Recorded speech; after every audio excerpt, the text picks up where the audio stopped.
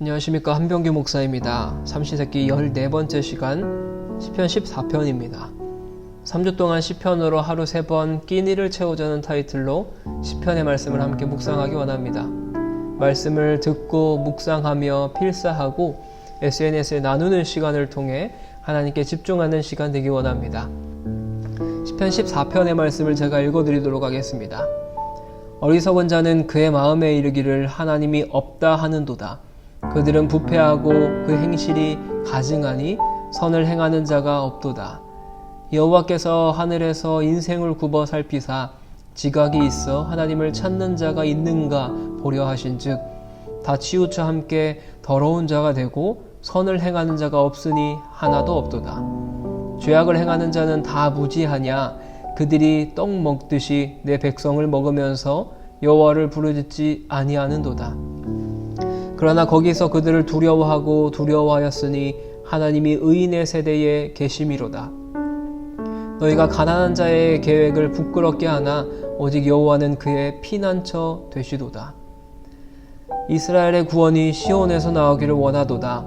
여호와께서 그의 백성을 포로된 곳에서 돌이키실 때에 야곱이 즐거워하고 이스라엘이 기뻐하리로다. 아멘. 오늘 시편 14편에는 하나님이 없다라고 하는 어리석은 자에 대한 지혜와 전통과 하나님이 그 백성과 함께 하신다는 선지자의 전통이 녹아 있습니다. 하나님의 존재와 개입을 열심히 부인하며 악을 일삼는 어리석은 무리들이 세상에는 너무나 많습니다. 이들은 하나님을 찾고 선을 행하는 사람들을 핍박하지만 하나님께서는 궁극적으로 어리석은 자들을 심판하시고 그의 백성에게 동행과 보호와 구원의 축복을 부어주실 줄 믿습니다.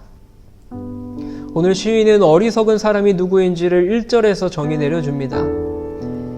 어리석은 자는 그의 마음에 이르기를 하나님이 없다 하는도다. 그들은 부패하고 그 행실이 가증하니 선을 행하는 자가 없도다. 어리석은 사람은 마음속으로 하나님이 없다고 말합니다.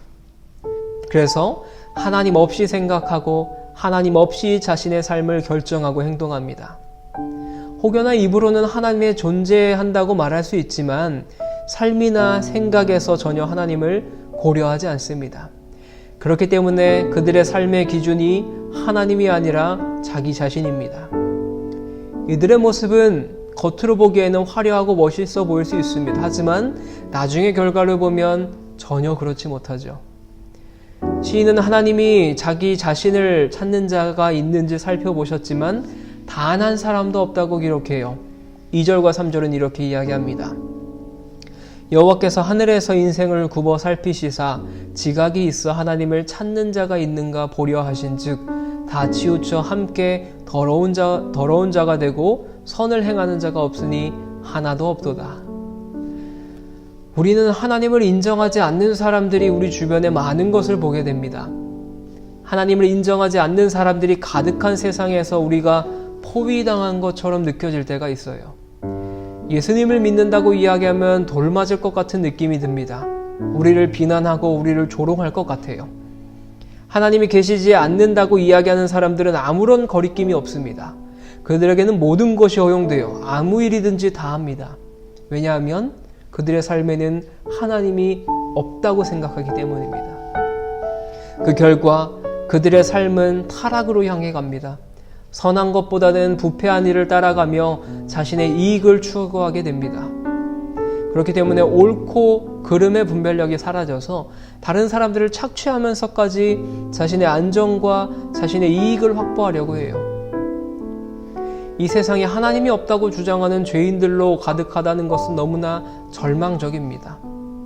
하지만 시인은 이 땅에 분명히 의인이 살고 있으며 하나님께서 의인을 돕고 계신다는 사실을 지적하면서 그로 인해서 악인들이 두려워하게 될 것을 선언합니다. 5절에서는 이렇게 이야기해요. 그러나 거기서 그들은 두려워하고 두려워하였으니 하나님이 의인의 세대에 계심이로다. 지금도 살아계시는 하나님께서는 악인들로 인해 가난하게 된 의로운 자들의 피난처가 되어주십니다. 하나님은 죄인들로 가득한 세상에 하나님을 믿고 하나님을 의지하는 의인들을 남겨두시고 그들을 보호해 주세요. 악한 자들은 하나님의 통치에 참여하는 의인들의 계획을 사사건건 방해합니다.